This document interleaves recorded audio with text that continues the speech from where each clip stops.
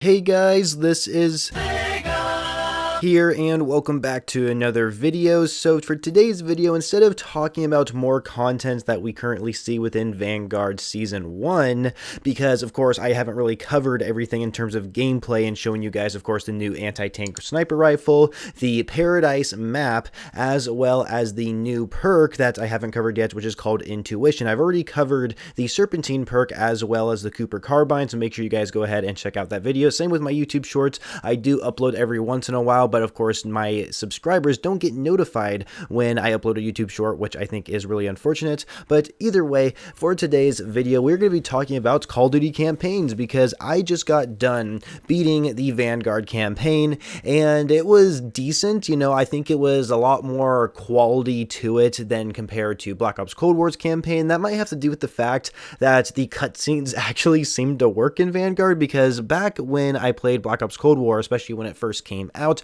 I actually started playing it on my Xbox One X, not my Series X and not my PC. I started playing it on my Xbox One X, and when I started playing the campaign, it just seemed like all the cutscenes were extremely choppy, and sometimes the cutscenes were so choppy to the point where the actual video had to catch up to the audio, and like the audio already completed, and then the cutscene wouldn't end after the audio was already done. The video would still have to eventually catch up, and then it would move on so you can like start the mission or something like that. It was just so annoying and so unpolished. I'm sure it's fixed now on the Xbox One X, and I never actually played the campaign for Black Ops Cold War on the Xbox Series X, but I'm sure it runs a little bit better. But playing Vanguard on the Xbox Series X, it seemed like the campaign ran very smoothly. I don't think I really had any issues with it in terms of playing it and gameplay wise. I did beat it on veteran difficulty. I always play the Call of Duty games on the hardest difficulty, except Black Ops 3's realism mode. I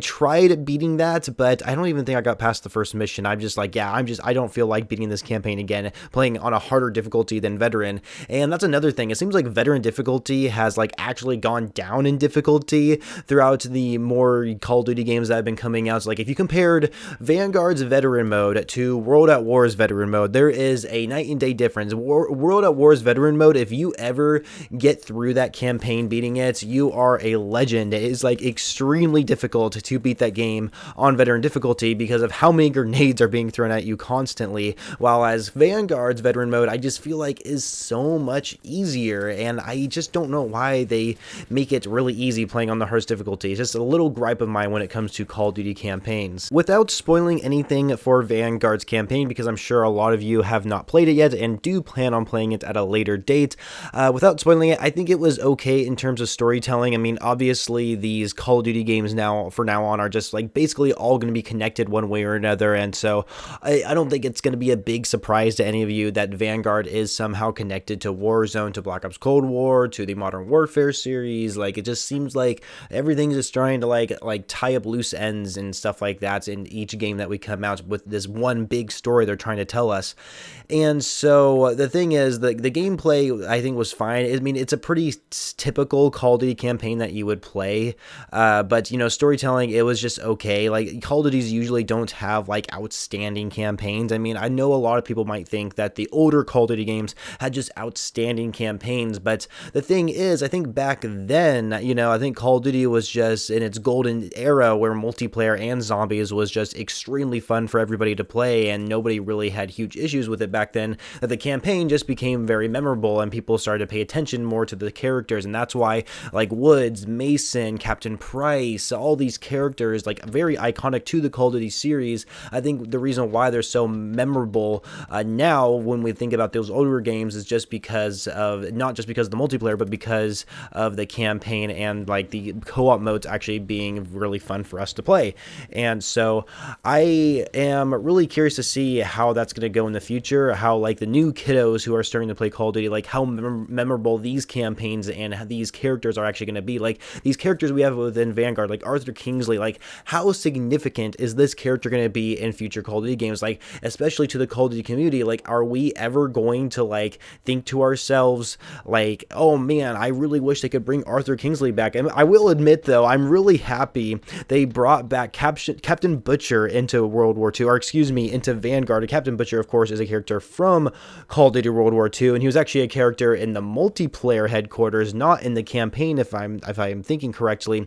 And they brought him back here within Vanguard, and he's also in like Warzone 2, I guess, which I just think is awesome, because to me, Captain Butcher is a very iconic character, and it's really cool to see that they brought him back into this game. And so I'm really wondering if they're going to be bringing back other characters that we might not think are a big deal back from like Call of Duty World War II, or I guess previous Call of Duty games, maybe even Advanced Warfare. But we're not really at the point where we're in this huge storytelling right now in Call of Duty to where we're in the future, even though it looks like Treyarch's next game is going to be like slightly futuristic. So we'll have to see how that turns out.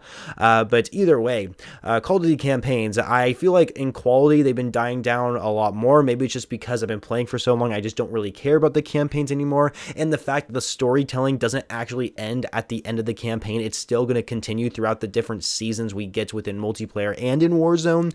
And so I just can't keep up anymore. And I also don't like the fact that zombies is part of the whole storyline now, which really bothers me. I don't like that. I always liked how it was its own independent thing, but it seems like with Black Ops 4, they basically just kind of like ended it there, I guess. But now with Black Ops Cold War and the Dark Aether storyline, what's kind of interesting is that they are basically continuing after Black Ops 4, but now they're tying it into the main story that we see within Modern Warfare and Vanguard and stuff like that.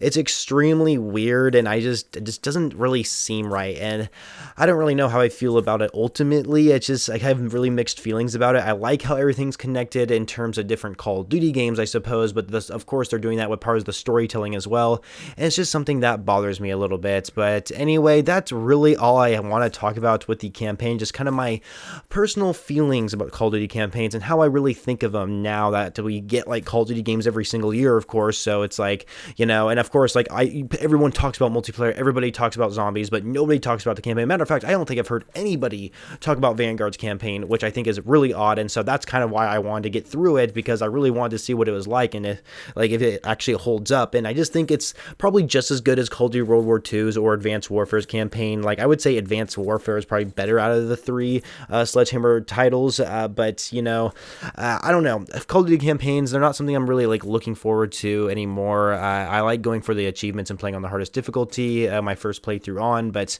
yeah, I don't know. I just think Call of Duty campaigns can be just a little bit better in terms of, I guess, storytelling. It seems pretty basic storytelling right now. Treyarch's been pretty good about having twists and turns and, like, really messing with your mind, which I don't know if that's like considered good storytelling. It is interesting, but I don't know if it's like they're executing it as well as they used to back with the original Black Ops, or especially with Black Ops 2. Black Ops 2 was just solid campaign all around. But either way, that's it for the video, guys. Hope you enjoyed it. Make sure you leave a like on this video, and of course, smash that subscribe button to stay up to date with me on videos that I upload every single day, mostly about Call of Duty content. Of course, don't forget to follow me on Twitter as well.